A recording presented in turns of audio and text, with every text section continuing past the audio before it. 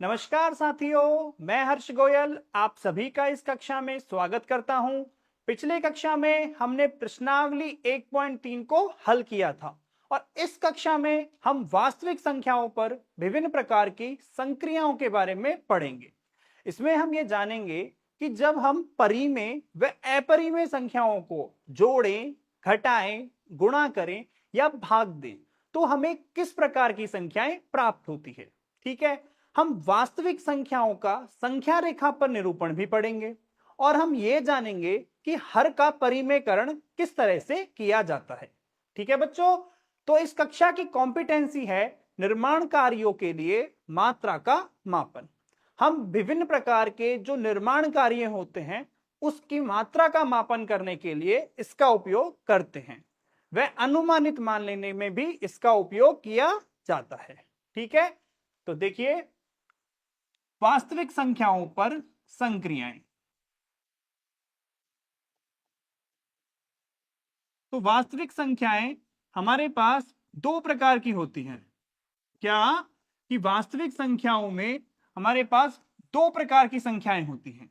कौन कौन सी? एक होती है परिमेय संख्याएं और दूसरी होती है अपरिमेय संख्याएं। ठीक है, तो देखिए पहली आपकी जो संक्रिया है वो ये है कि जब दो परिमेय संख्याओं को आपस में जोड़ा जाए, संख्याओं को क्या किया जाए?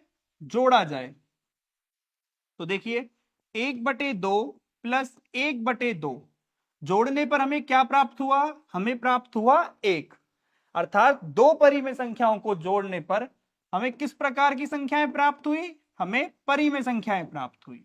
तो हम ये कह सकते हैं जब दो परिमेय संख्याओं को आपस में जोड़ा जाए तो हमें परिमेय संख्याएं प्राप्त होती हैं। अब देखिए यदि घटाया जाए तो देखिए 1/2 में से 1/2 घटा दिया तो हमें प्राप्त हुआ 0 और 0 कैसा है? परिमेय। तो घटाने पर भी क्या प्राप्त हुआ? घटाने पर भी परिमेय संख्या प्राप्त हुई। चलो गुणा किया जाए तो क्या होगा? देखिए 1/2 को 1/2 से गुणा करने पर 1/4 आता है और 1/4 भी कैसा है? मेरा परिमेय संख्या है। और यदि मैं भाग दूं तो भाग देने पर देखिए 1/2 में भाग दिया 1/2 का तो मुझे प्राप्त हुआ कितना? 1 और वो भी क्या है? परिमेय संख्या। ठीक है, इसका मतलब क्या हुआ कि जब दो परिमेय संख्याओं को आपस में जोड़ा जाए, घटाया जाए, गुणा किया जाए या फिर भाग दिया जाए तो हमें हमेशा परिमेय संख्याएं प्राप्त होती हैं। ठीक है, दो परिमेय संख्याओं को जोड़ने पर, घटाने पर, गुणा करने पर, भाग करने पर हमेशा परिमेय संख्याएं प्राप्त होती हैं। ठीक है, अब देखिए आपकी अगली संक्रियाएं। पहले वाले में हमने दो परिमेय संख्याओं को लिया था। अब देखिए यदि मैं एक तो लू परिमेय संख्या, ठीक है, वह दूसरी लू मैं अपरिमेय, वह दूसरी मैंने क्या ली है? अपरिमेय। तब क्या होगा? तो देखिए क्या कर रहे हैं, सबसे पहले जोड़ते हैं। सबसे पहले तो आपने लिया है, एक लिया है आपने परिमेय, तो परिमेय हो गया हमारा एक और एक आपने लिया है अपरिमेय, अपरिमेय हो गया मेरा √2। तो देखिए √2 का वैल्यू होता है 1.414 और ये इस तरह से आपके अनंत तक जाता है। ठीक है, तो यदि मैं जोड़ दूंगा तो 2.414 अनंत तक। ये किस प्रकार की संख्या है? अनवसानी अनावर्ती, और अनवसानी अनावर्ती है तो ये एक अपरिमेय संख्या है। इसका मतलब यदि मेरे पास एक परिमेय संख्या हो और दूसरी अपरिमेय संख्या हो तो मेरा जोड़ने पर क्या आएगा? जोड़ने पर हमेशा अपरिमेय संख्या ही आएगी। ठीक है, और यदि मैं घटाऊं तो देखो घटाने पर क्या होगा? दो में से अगर मैं √2 घटा दूं तो दो में से कितना घटा दूंगा? 1.414 और अनंत तक। तो ये भी किस प्रकार की संख्या आएगी? अनवसानी अनावर्ती, और ये किस प्रकार की संख्या हो जाएगी फिर? अपरिमेय संख्या। तो इसका मतलब क्या हुआ कि जब हम एक परिमेय संख्या ले और दूसरी ले अपरिमेय संख्या और उनको आपस में जोड़े या घटाएं, तो हमें हमेशा किस प्रकार की संख्या प्राप्त होगी? हमें हमेशा अपरिमेय संख्या प्राप्त होगी। कैसी संख्या प्राप्त होगी बच्चों? अपरिमेय संख्या प्राप्त होगी। ठीक है, अब देखिए यदि मैं गुणा और भाग करूं तो, यदि मैं गुणा करूं और भाग करूं, तब देखो गुणा कर देता हूं, चलो एक हो गया मेरा 2 और एक हो गया मेरा √2। तो देखिए 2 गुणा 1.414 और गुणा करने पर भी किस प्रकार की संख्या प्राप्त होगी आपकी? देखो गुणा करेंगे तो 2.818 इस तरह से। तो ये भी किस प्रकार की होगी? ये भी हमारी एक अपरिमेय संख्या होगी। और यदि मैं भाग दूंगा तो देखिए 2 में भाग दे दीजिए आप, एक काम करो √2 का, तो 2 को लिख सकते हैं √2 गुणा √2 और ये हो गया √2। तो कितना आ गया ये आपका? √2। तो भाग देने पर भी आपकी अपरिमेय संख्या। तो क्या पता लगा हमें? जब दो संख्याएं जिनमें से एक परिमेय हो व दूसरी अपरिमेय हो, तो उनका जोड़ करें और घटाएं, तब तो हमेशा अपरिमेय संख्या प्राप्त होती है। और यदि गुणा करें और भाग करें तो किस प्रकार की हो रही है? अपरिमेय संख्या। लेकिन आप लोग मुझे एक बात बताएं, यदि मैं परिमेय संख्या की जगह ले लूं 0 और अपरिमेय की जगह ले लूं √2, तो इनका गुणा करने पर कितना आया? 0। और 0 कैसी है? परिमेय। और भाग दू तो देखो 0 में अगर मैं √2 का भाग दू तो भी मेरा कैसा आ गया? 0 आ गया। तो इससे हमें क्या पता लगा? इससे हमें यह पता लगा कि भाई हमारे पास जो परिमेय संख्या है ना, वो 0 नहीं आनी चाहिए। परिमेय संख्या हमारी 0 नहीं होनी चाहिए। अगर हमारी परिमेय संख्या 0 हो गई तो किस प्रकार की संख्या आएगी गुणा करने पर? परिमेय संख्या आएगी। इसका मतलब क्या हुआ? जब हम ले रहे हैं एक परिमेय व दूसरी अपरिमेय, तो इसमें क्या कंडीशन आ गया? इसमें यह कंडीशन आ गया कि हमारी जो परिमेय संख्या है वो कैसी होनी चाहिए? गैर शून्य होनी चाहिए। इसका मतलब परिमेय संख्या 0 नहीं आनी चाहिए, हमेशा एक नॉन जीरो गैर शून्य संख्या आनी चाहिए। ठीक है, तो क्या पढ़ा हमने कि यदि हम दो संख्याएं लें जिनमें से एक हो परिमेय और दूसरी हो अपरिमेय, तो जोड़ने पर और घटाने पर तो हमेशा क्या प्राप्त होगा? अपरिमेय संख्या। लेकिन यदि हम गुणा और भाग करें तो इसमें एक कंडीशन आती है कि जो हमारी परिमेय संख्या है वो 0 नहीं होनी चाहिए। कैसी होनी चाहिए? एक नॉन जीरो होनी चाहिए। ठीक है, देखिए अगला। अब तक हम ले रहे थे कितने? दो परिमेय, एक अपरिमेय और एक परिमेय। यदि हम दोनों संख्याओं को अपरिमेय ले तो, यदि दो अपरिमेय संख्याएं हो तो देखिए क्या क्या होगा। जोड़े तो जोड़े देखिए आप, √2 प्लस √3, 1.414 और 1.732 और डॉट डॉट डॉट, और ये कितना हो गया आपका? 1.414 और अनंत तक। तो ये जुड़ने पर कितना हो जाएगा? जुड़ने पर आपकी एक अपरिमेय संख्या आ जाएगी। ठीक है, तो इससे क्या पता लगा कि जब हम दो अपरिमेय संख्याओं को आपस में जोड़ते हैं तो हमें हमेशा अपरिमेय संख्या प्राप्त होती है। लेकिन एक बात बताओ, क्या हमेशा अपरिमेय संख्या प्राप्त होगी? भाई कुछ और भी प्राप्त हो सकता है। तो देखो, अगर मैं √2 में माइनस का √2 जोड़ दूं, क्या किया है मैंने? √2 में माइनस का √2 जोड़ दिया है, तो मेरे पास किस प्रकार की आएगी? देखो 0। और 0 कैसी होती है? 0 भाई साहब हमारी परिमेय संख्या होती है। और अगर परिमेय आ गया तो इसका मतलब क्या हुआ कि दो अपरिमेय संख्याओं को जोड़ने पर आपको परिमेय भी प्राप्त हो सकता है और आपको अपरिमेय भी प्राप्त हो सकता है। ठीक है, और अगर घटाएं तो देखो घटा देंगे तो √3 में से √2 और √2 में से √2, तो √2 में से √2 करने पर परिमेय, क्योंकि 0 आ गया ना, और ये कितना आ गया हमारा अपरिमेय। तो देखिए, दो अपरिमेय संख्याओं को जोड़ने पर भी परिमेय भी आ सकता है और अपरिमेय भी आ सकता है, और घटाने पर भी परिमेय भी आ सकता है और अपरिमेय भी आ सकता है। ठीक है, अब देखिए अगर गुणा और भाग करें तो देखो, √2 को मैंने गुणा कर दिया किससे, √3 से। ठीक है, और एक मैंने कर दिया √2 को √2 से। तो बताओ मुझे, √2 गुणा √2 2 होता है, और ये एक परिमेय संख्या है। और √2 और √3 कितना होता है, √6 होता है, और ये कैसी है, एक अपरिमेय। ठीक है, और भाग दें तो देखो, √2 में भाग दिया हमने कितने का, √2 का, कितना आया, 1। कैसी हो गई, अपरिमेय। कैसी हो गई, ये आपकी परिमेय हो गई। और यदि हम क्या करें, देखो, √7 में भाग दे √5 का, तो अब ये किस प्रकार की संख्या हो गई, अब ये आपकी अपरिमेय संख्या हो गई।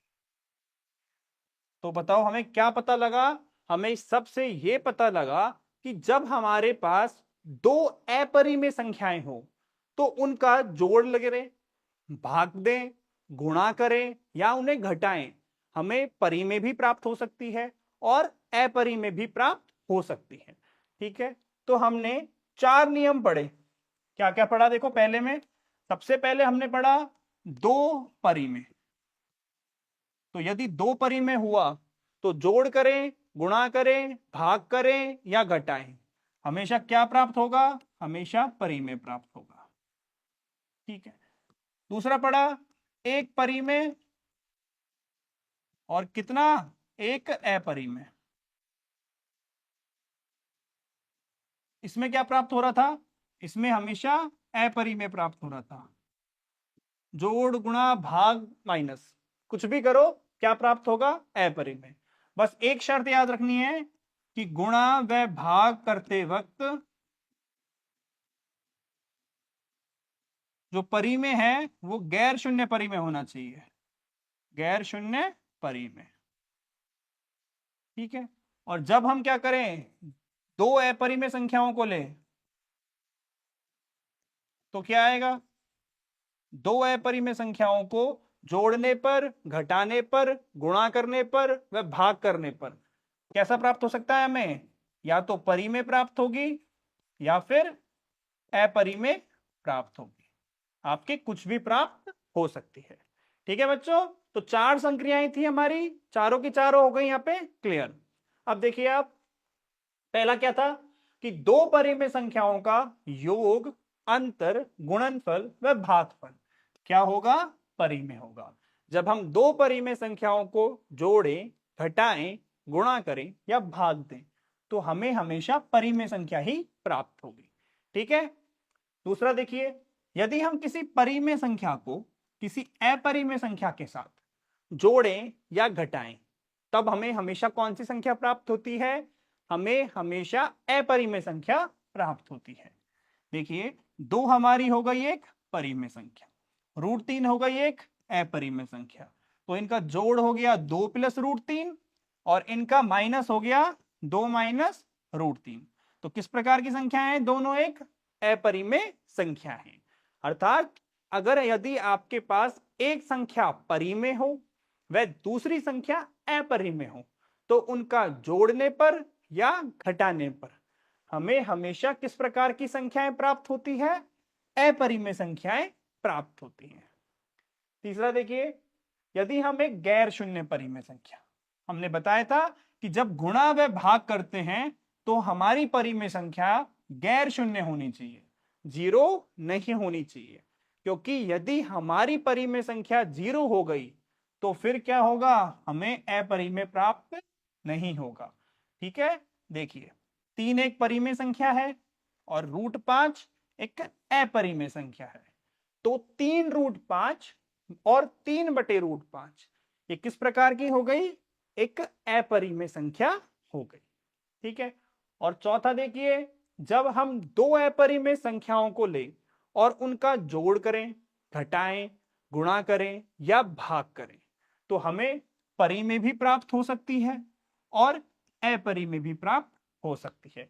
उदाहरण देख लीजिए, √2 में √2 को जोड़ा, 2√2 आ गया, तो ये हो गया अपरिमेय। ऐसे अगर मैं √2 में से √2 घटा दूंगा तो वो 0 आ जाएगा, वो मेरा परिमेय हो जाएगा। 3 में से देखिए √3 में से √3 घटा दिया, ये 0 आ गया। ऐसे देखो ये परिमेय आ गया, ये परिमेय आ गया। तो क्या हुआ, जब दो अपरिमेय संख्याओं को जोड़ें, घटाएं, गुणा करें या भाग दें, हमें परिमेय भी प्राप्त हो सकती है और अपरिमेय भी प्राप्त हो सकती है। ठीक है, तो देखिए अब आगे वर्गमूलों से संबंधित सर्वसमीकाएं। ठीक है, तो देखिए ये क्या होती हैं। पहली है आपके पास √AB। क्या है कि जो √AB है वो बराबर होता है √A गुणा √B के। देखिए कैसे, अगर आप कहें कि √6 है तो इसको मैं लिख सकता हूं √2 गुणा 3। ठीक है, और सर्वसमीका के हिसाब से ये मेरा बराबर हो जाएगा √2 और √3 के। अर्थात √ जो मेरा AB होता है वो बराबर होता है √A गुणा √B के। दूसरी देखिए √A बटा B, ये बराबर होता है मेरा √A बटा √B। जो आपका √ था वो दोनों में क्या हो गया, बट गया। जैसे देखिए √7/5 बराबर √7/5। क्या हुआ, जो रूट था वो दोनों संख्याओं में बट गया, ऊपर भी रूट आ गया और नीचे भी रूट आ गया। तीसरा देखिए आप √A प्लस √B को गुणा किया है √A माइनस √B के साथ। तो देखो एक सर्वसमीका होती है, आपको पता हो तो A प्लस B और A माइनस B, और ये सर्वसमीका किसके बराबर होती है, A² माइनस B²। तो देखिए यहां पे A की जगह आ गया √A और B की जगह आ गया √B। जब A की जगह √A है, B की जगह √B है, तो A² की जगह कितना, √A का स्क्वायर। तो कितना हो गया ये A, और दूसरी जगह आएगा √B का होल स्क्वायर, वो आ गया हमारा B। तो बताओ √A प्लस √B गुणा √A माइनस √B इसके बराबर हो गया मेरा A माइनस B के बराबर हो गया। ठीक है, अगली सर्वसमीका देखो क्या है, A प्लस √B को गुणा किया है A माइनस √B के साथ। तो देखिए क्या लगाएंगे, देखो पहले वाला को करते हैं इसके साथ में, फिर A होता है इसके साथ में, फिर √B A के साथ में और ये इसके साथ में। या तो हम गुणा का जो हम करते आते हैं इस तरह से करें, या फिर हम क्या सर्वसमीका लगा सकते हैं, देखो A प्लस B और A माइनस B। तो कितना हो जाएगा, A plus B A minus B बराबर A² माइनस B²। यहां पे A की जगह तो A है और B की जगह √B है, तो कितना हो जाएगा, देखो A² माइनस B² लगा दिया। ठीक है, तो A की जगह A और B की जगह √B, तो कितना हो गया, A² माइनस B हो गया। अगली देखो सर्वसमीका √A प्लस √B और गुणा किया है √C प्लस √D के साथ में।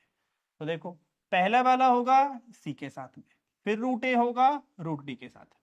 तो देखिए जब √A का गुणा करेंगे √C के साथ में तो सर्वसमीका लगाओ पहली वाली, कितना हो जाएगा ये आपका √AC। तो कितना हो गया ये आपका √AC। फिर जब √A को √D के साथ में गुणा करेंगे तो ये हो जाएगा आपका √AD। ठीक है, फिर देखिए √B को √C के साथ में गुणा करेंगे तो ये आपका हो जाएगा √BC, और जब √B को √D के साथ में गुणा करेंगे तो ये आपका हो जाएगा √BD। ठीक है, तो इस तरह से हम गुणा करते हैं। एक सर्वसमीका आपको याद रखनी है ये वाली कि √A गुणा √B किसके बराबर होता है, √AB के बराबर। ठीक है, और छठी सर्वसमीका देखिए क्या है, √A प्लस √B का होल स्क्वायर। तो A प्लस B का होल स्क्वायर होता है A² plus 2ab plus B square. तो a की जगह है रूट ए, तो यहां हो गया a, b की जगह है रूट बी, तो यहां हो गया b, और यहां पे कितना आया देखो, क्या आएगा 2 रूट ए रूट बी, तो 2 का 2 और रूट ए रूट बी कितना हो गया रूट ए बी। तो यहां पे कितना आ गया हमारा a plus 2 root a b plus b. तो ये आपके हो गए 6 सर्व समीकरण। ठीक है, आगे जो हम प्रश्नों को सरल करेंगे वो इन सर्व समीकरणों का उपयोग करते हुए करेंगे। ठीक है, ठीक है। तो अब देखिए आप, ये हो गए आपके सर्व समीकरण। अब हम ये देखेंगे कि वास्तविक संख्याओं का संख्या रेखा पर निरूपण हम किस तरह से करते हैं। क्या दिख रहे हैं हम, वास्तविक संख्याओं का संख्या रेखा पर निरूपण। तो देखिए कैसे करते हैं। देखिए आपको क्या करना है, कोई भी आपको वास्तविक संख्या दे दी है और उसका आपको संख्या रेखा पर निरूपण करना है।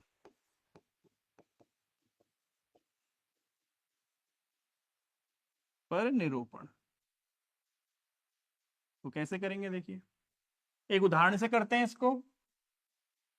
मानिए आपको अंडर रूट 3.5 को दर्शाना है। ठीक है, कोई भी वास्तविक संख्या है उसे हमें संख्या रेखा पर निरूपित करना है, और हमने उदाहरण लिया है अंडर रूट 3.5। तो देखिए इसको किस तरह से करते हैं। कुछ चरण है इसके, एक एक चरण को आसाम से सुनना है, समझना है। ठीक है, तो देखिए सबसे पहले हम क्या करेंगे, आपको अंडर रूट के अंदर कितना दिया हुआ है 3.5। तो जो भी संख्या आपको दी हुई है सबसे पहले उतने इकाई का क्या करें, उतने इकाई का एक रेखा खींच लें। क्या किया है हमने, उतने ही इकाई की एक रेखा खींची है।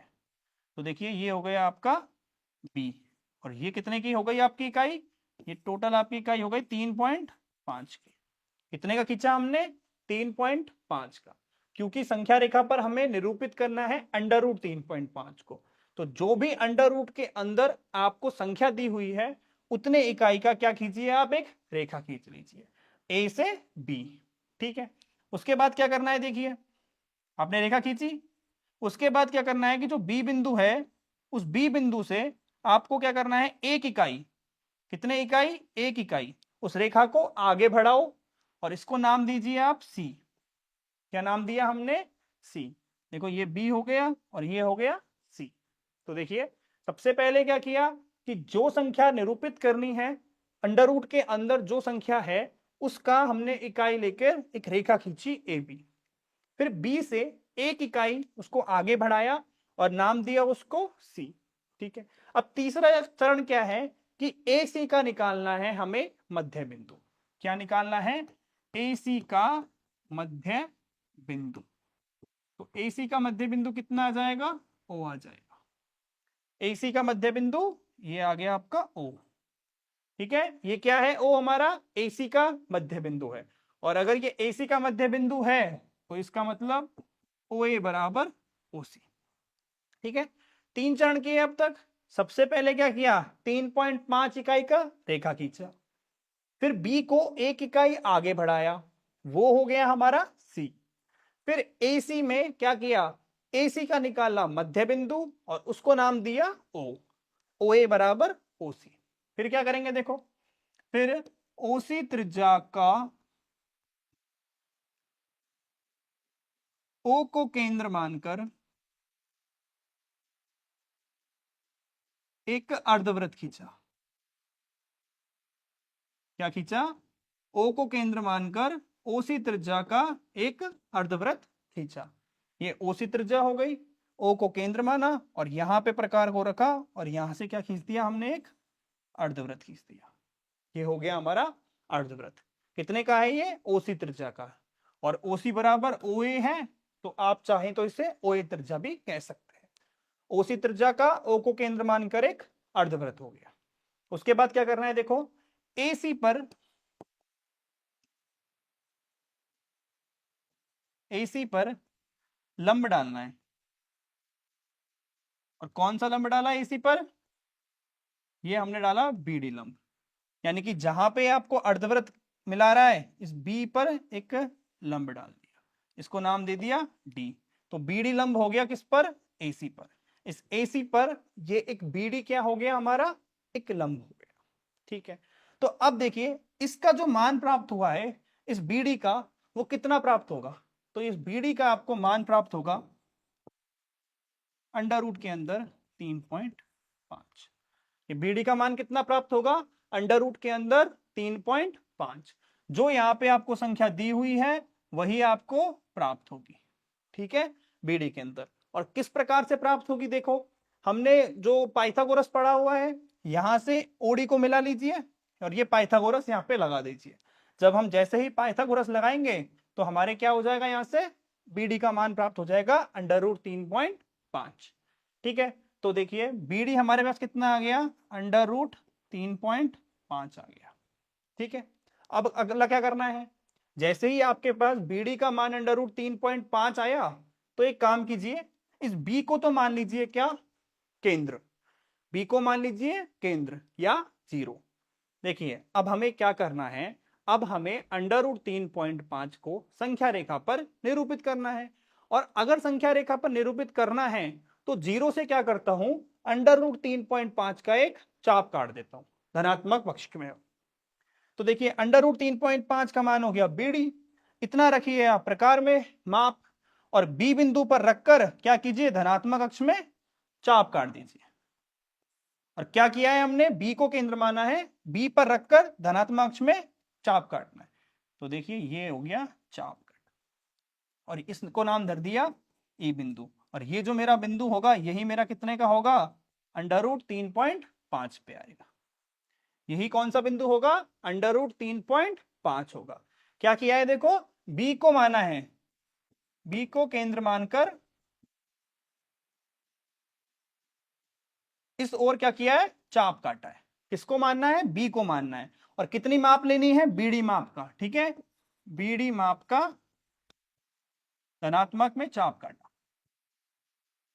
ठीक है, इस ओर हमने चाप काट दिया, और जैसे ही चाप काटेंगे ये बिंदु जो E प्राप्त हुआ है वही मेरा अंडर रूट 3.5 होगा। ठीक है स्टूडेंट्स, सबको समझ में आया किस तरह से हमने संख्या रेखा पर इसको निरूपित किया है। दोबारा सुनिए, देखिए एक एक चरण। सबसे पहले क्या किया है, अंडर रूट 3.5 का संख्या रेखा पर निरूपण दर्शाना है। तो सबसे पहले 3.5 इकाई का क्या कीजिए, रेखा खींचिए, AB हो गया। फिर B बिंदु को एक इकाई आगे बढ़ाया और नाम धर दिया इसको C। ठीक है, फिर निकाला हमने AC का मध्य बिंदु, वो हमारा आया O। OA बराबर OC हो गया। फिर देखिए OC त्रिज्या का हमने क्या किया, O को केंद्र मानकर एक अर्धवृत्त खींचा, ये हो गया हमारा अर्धवृत्त। अब अर्धवृत्त खींचने के बाद क्या किया, AC पर BD लंब डाला। ठीक है, और ये जो BD है इसकी माप कितनी आ जाएगी, अंडर रूट 3.5 आ जाएगी पाइथागोरस का उपयोग करके। फिर जैसे ही हमारे पास इसकी माप आई, हमने B को केंद्र माना और B को इतनी माप का चाप काट दिया। ये 3.5 है ना अंडर रूट के अंदर BD माप का, प्रकार में इस माप को मापे, B पे रखें और चाप काट दें, और ये जो बिंदु आएगा यही क्या होगा, अंडर रूट 3.5 होगा। ठीक है, अब देखिए ये हमने किया अंडर रूट 3.5 के लिए। अब अगर ये किसी भी वास्तविक संख्या के लिए है तो किस प्रकार देखेंगे, देखिए हमने अंडर रूट x मान लिया एक अपरिमेय संख्या। क्या करना है, देखो हमारे चरण है, कोई भी बिंदु A लीजिए और AB पर x इकाई की एक रेखा खींचिए। सबसे पहले क्या किया था हमने, x इकाई की रेखा यहां पे 3.5 की खींची थी, यहां पे अंडर रूट x है तो x इकाई की खींचती। फिर देखिए क्या किया है, AB को बिंदु C तक इस प्रकार बढ़ाइए कि BC बराबर 1 इकाई। हमने यहां से B को C तक 1 इकाई आगे बढ़ाया। फिर देखिए आप, AC का मध्य बिंदु O हो गया और O को केंद्र मानकर उसी त्रिज्या का एक अर्धवृत्त खींचा। क्या किया हमने, O को केंद्र मानकर उसी त्रिज्या का अर्धवृत्त खींचा। फिर देखिए B से AC पर एक लंब डालेंगे और वो लंब कितना होगा, BD होगा, जो D को प्रतिच्छेद करेगा। ठीक है, लंब डाल दिया BD, और उसके बाद BD की लंबाई कितनी प्राप्त हो जाएगी, अंडर रूट x। उदाहरण में हमें कितनी प्राप्त हुई थी, अंडर रूट 3.5। तो जिस संख्या को भी हम निकाल रहे हैं वही संख्या की लंबाई हमें प्राप्त हो जाएगी। और लास्ट में क्या करेंगे, देखिए लास्ट में क्या करेंगे, बी को केंद्र मानकर इस बीडी माप का एक धनात्मक साइड में चाप काटेंगे। तो बीडी को त्रिज्या और मूल बिंदु को केंद्र मानकर, मूल बिंदु कौन सा हो जाएगा, ये बी हो जाएगा, इसको केंद्र माना और चाप काट दिया धनात्मक पक्ष को, और क्या प्राप्त होगा, √x प्राप्त होगा। इस तरह से हम किसी भी वास्तविक संख्या को संख्या रेखा पर दर्शाते हैं। ठीक है बच्चों, सबको समझ में आया किस तरह से करना है। और ये ध्यान रखना कि ये जो √ के अंदर x है, x हमेशा धनात्मक होता है, क्योंकि अगर √ के अंदर -2 ले लिया तो ये तो वास्तविक संख्या ही नहीं होगी फिर। ठीक है, तो ये जो हमेशा √ के अंदर संख्या है वो धनात्मक होती है। ठीक है, अब देखिए आप हर का परिमेयकरण किस तरह से करते हैं। देखो हर का परिमेयकरण होता क्या है, सबसे पहले तो ये चीज समझें। मान के चलिए आपके पास कोई संख्या है हर में 1/√2। तो अब आप मुझे बताइए यहां पे हर में जो संख्या है वो किस प्रकार की है, वो एक अपरिमेय संख्या है। तो यदि अब मैं हर में जो ये अपरिमेय संख्या है इसको परिमेय संख्या में परिवर्तित कर दूं तो वही मेरा क्या होगा, हर का परिमेयकरण होगा। कि हर में जो अपरिमेय संख्या है उसको परिमेय संख्या में परिवर्तित करना ही हर का परिमेयकरण है।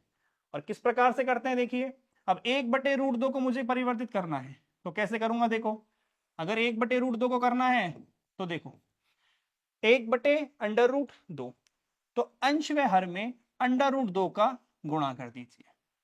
किस प्रकार से होगा, देखो √2/2, तो ये अपरिमेय थी और ये हो गई परिमेय।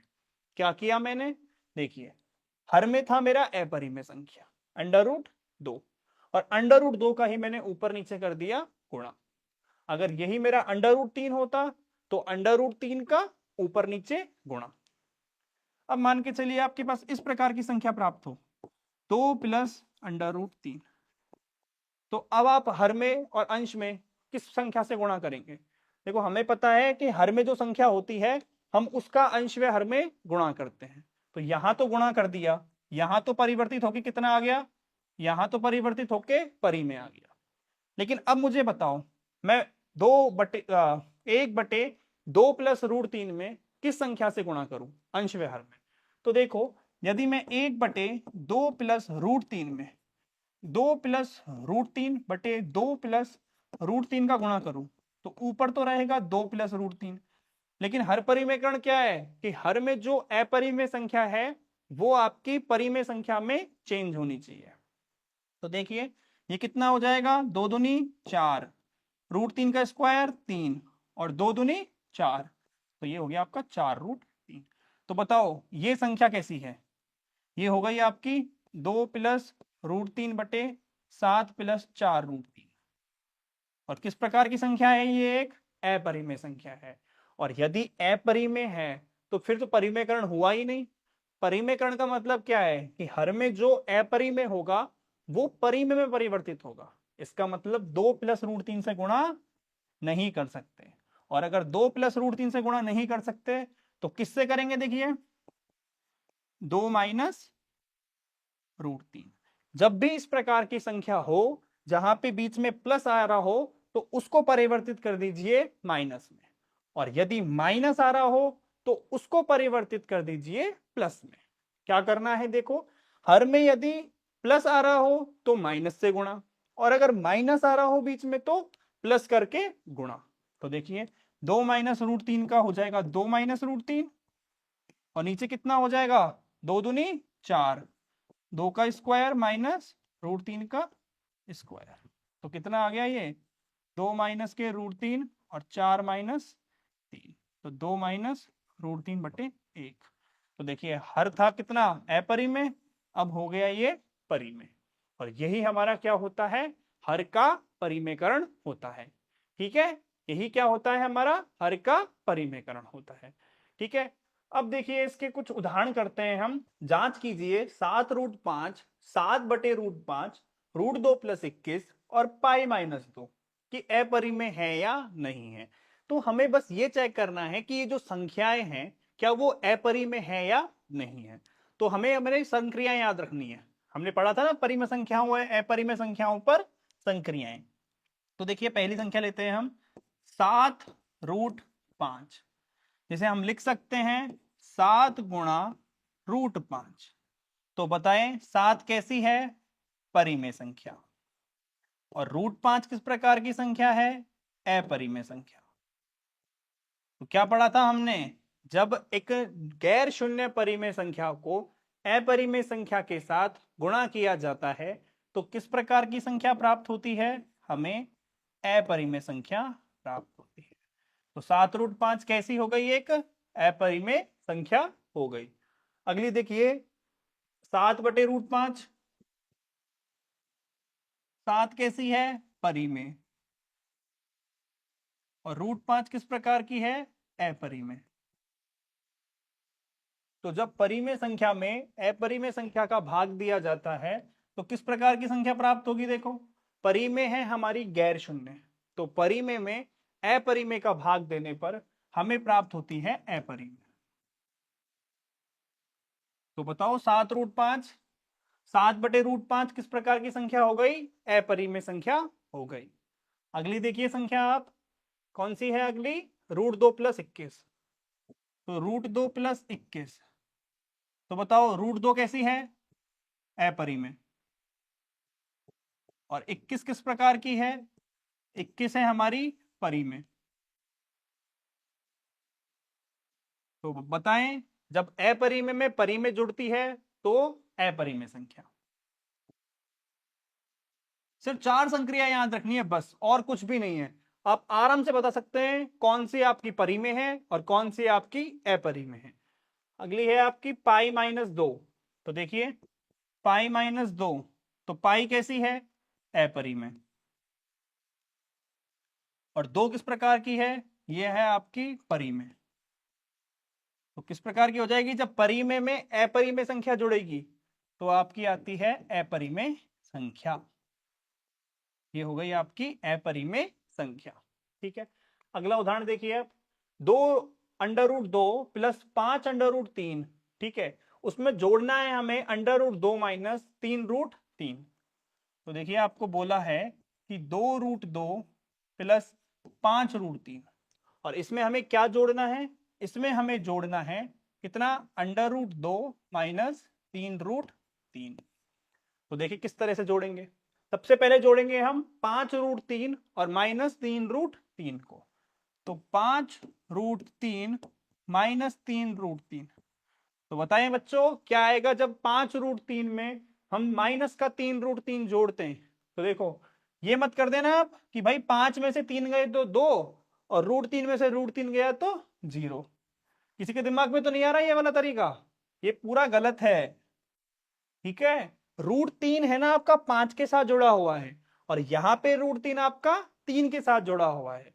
तो जब हम कहते हैं ना कि भाई 5 में से 3 गए तो कितना बचा? 5 में से 3 गए तो 2 बचा। और √3 आपका इसके साथ भी जुड़ा है, इसके साथ भी जुड़ा है, तो इसके साथ भी जुड़ा हुआ होगा। तो कितना बचेगा यहाँ पे आपका? 2√3। और 2√2 + √2 करने पे कितना आएगा? देखो, 2√2 और प्लस का √2। √2 को लिख सकता हूं मैं 1√2, तो 2 और 1 3√2। तो कितना आया ये हमारा? 3√2।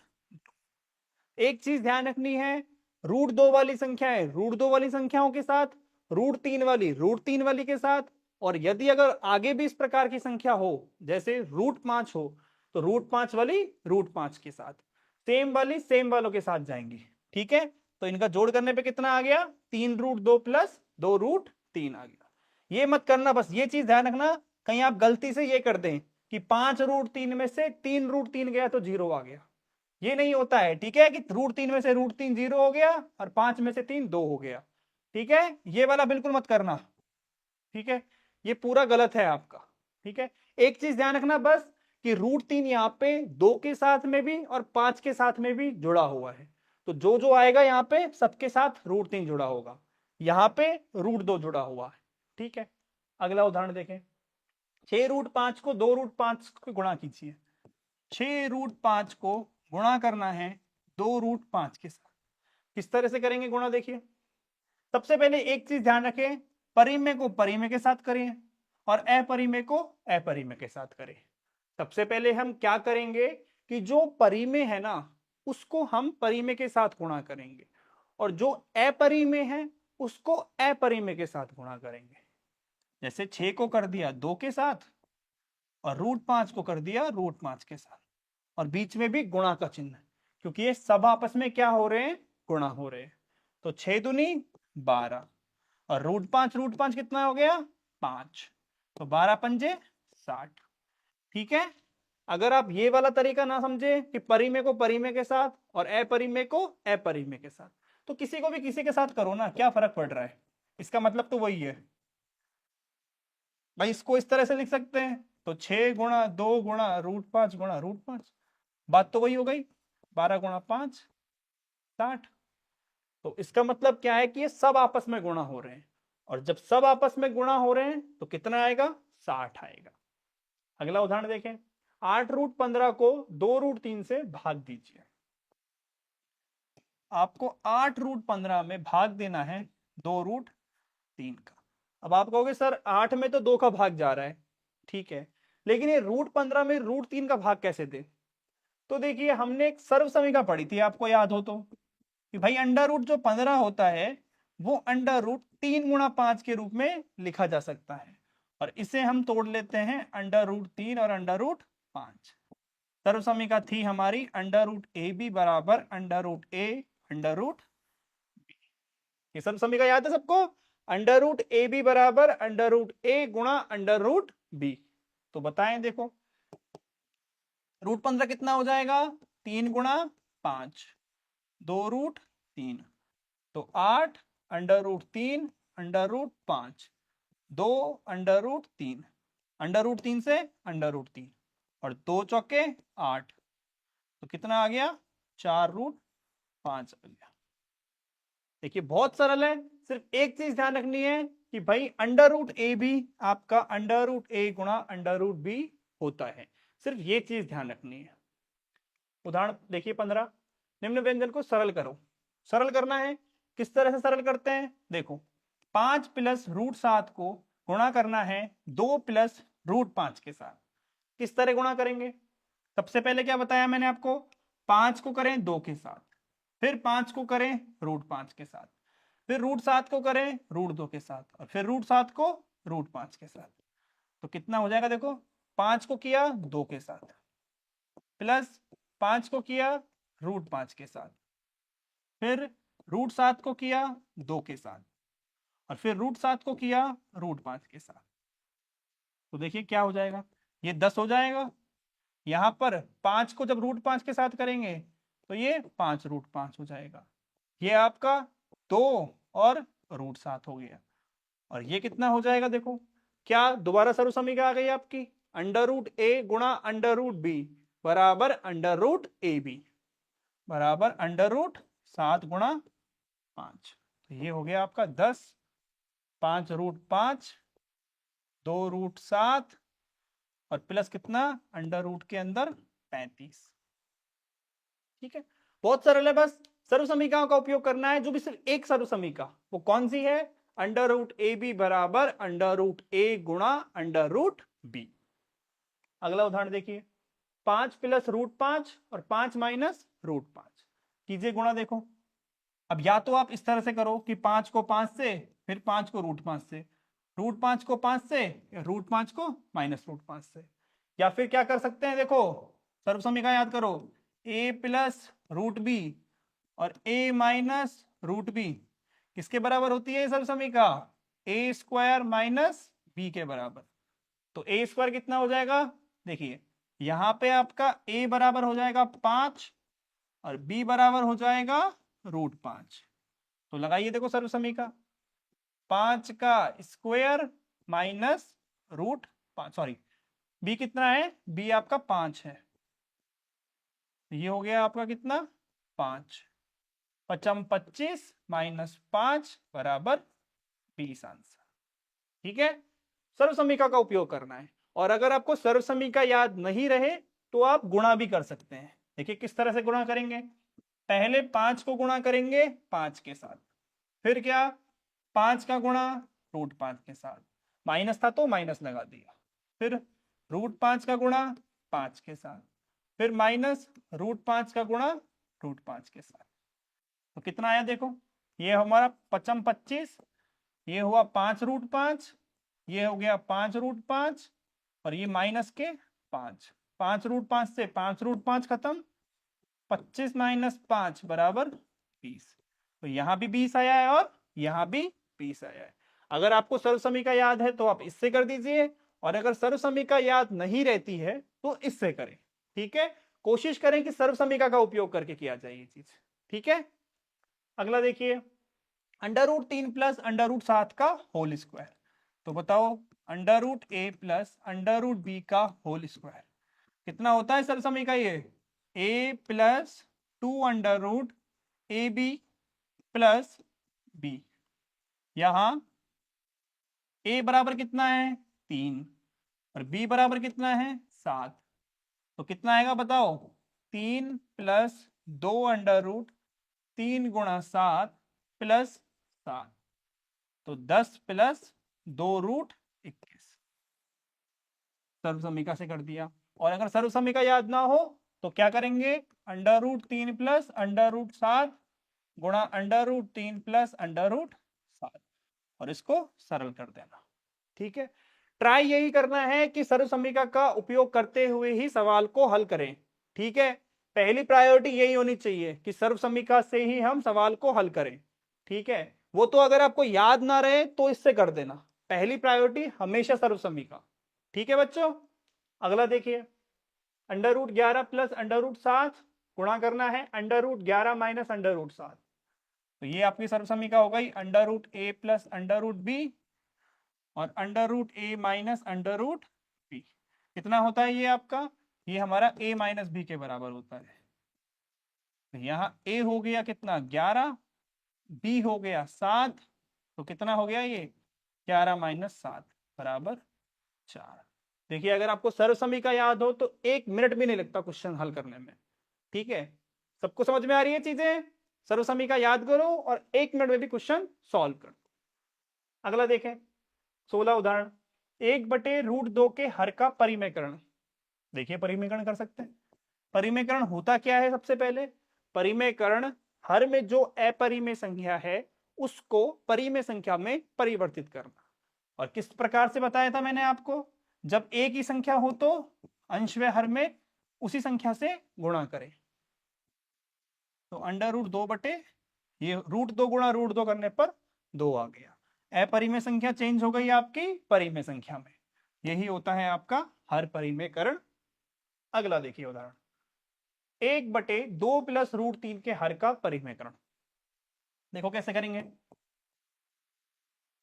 मैंने आपको एक चीज बताई थी, जब भी आपको हर में प्लस का साइन मिले दो संख्याओं के बीच में, किसका मिला है? प्लस का, तो हम किससे गुणा करेंगे? उन्हीं दो संख्याओं के बीच में माइनस का चिन्ह लगाएंगे और अंश व हर में गुणा कर देंगे। तो ये हो गया मेरा 2 माइनस के √3 और यहां मेरी लग गई सर्वसमीका a प्लस √b और a माइनस √b। कितनी होती है वो? a² minus b। तो कितना हो गया ये आपका 2 माइनस √3 बटे 4 माइनस 3 बराबर 2 माइनस √3। हर में कितना आ गया? परिमेय आ गया, 1 आ गया।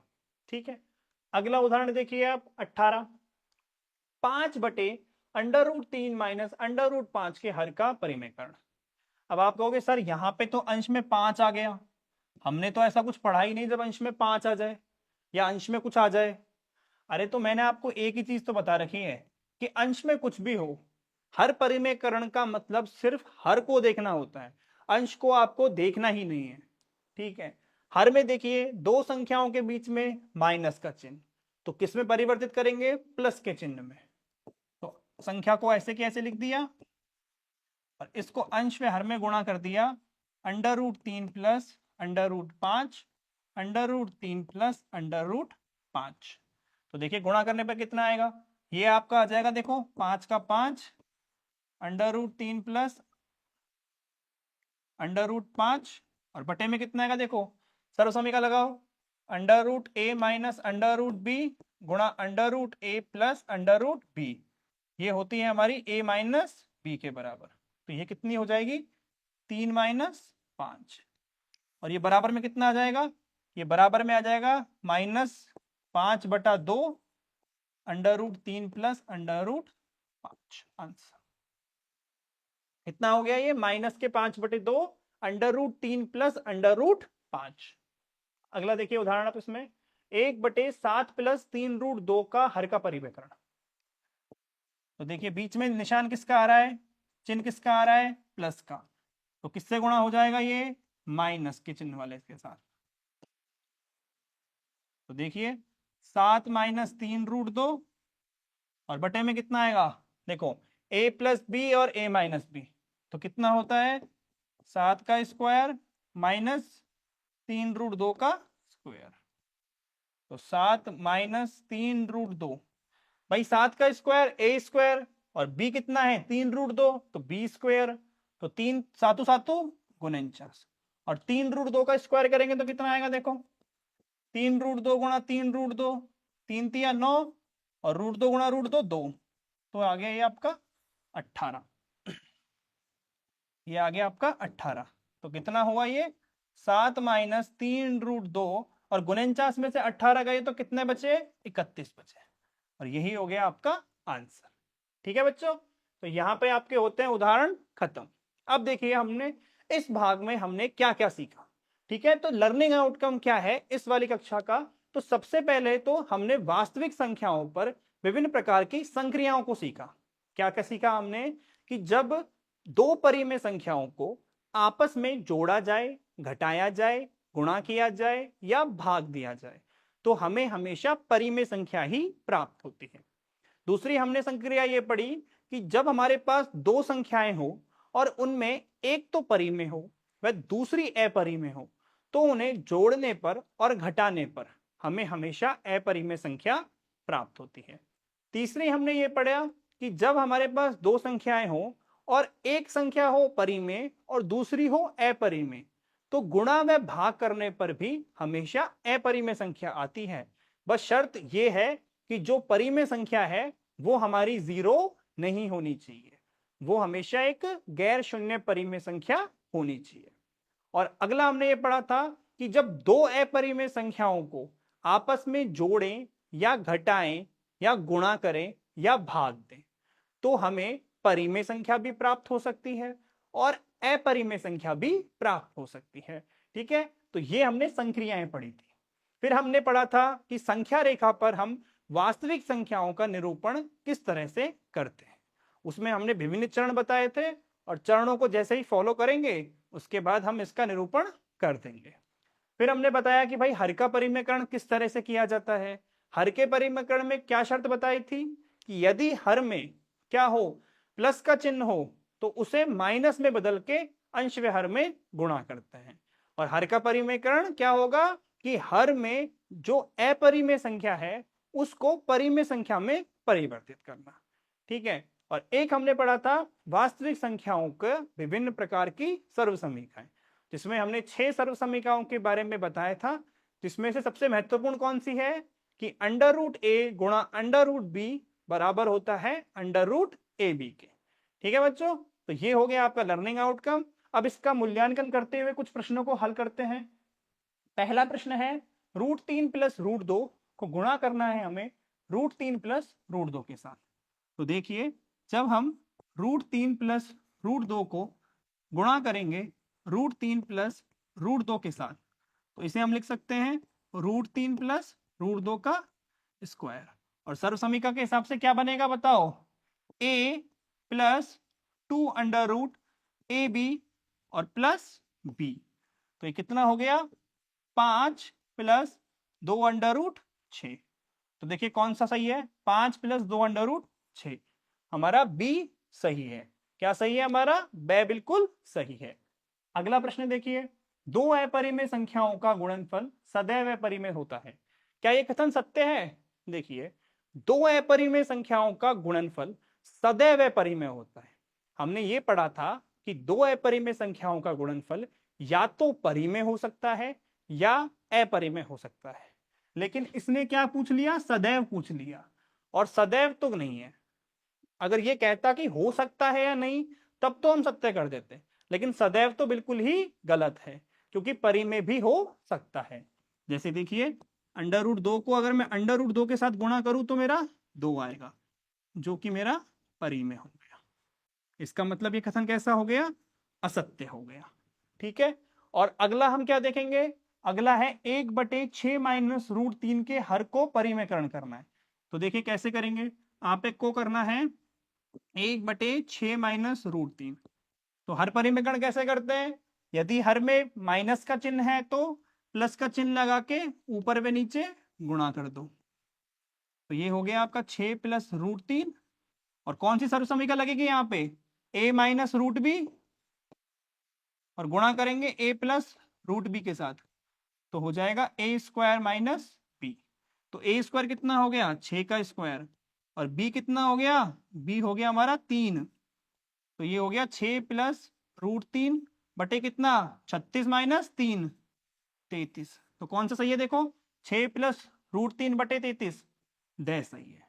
ठीक है बच्चों, तो यहां पे होती है हमारी कक्षा समाप्त। ठीक है, इस कक्षा में हमने वास्तविक संख्याओं पर विभिन्न प्रकार की संक्रियाओं को पढ़ा। अगली कक्षा में हम प्रश्नावली 1.4 को हल करेंगे। ठीक है बच्चों, आशा करता हूं आप सभी को मेरी कक्षा अच्छी लगी होगी। मिलते हैं हम अगली कक्षा में, तब तक के लिए पढ़ते रहिए। बाय।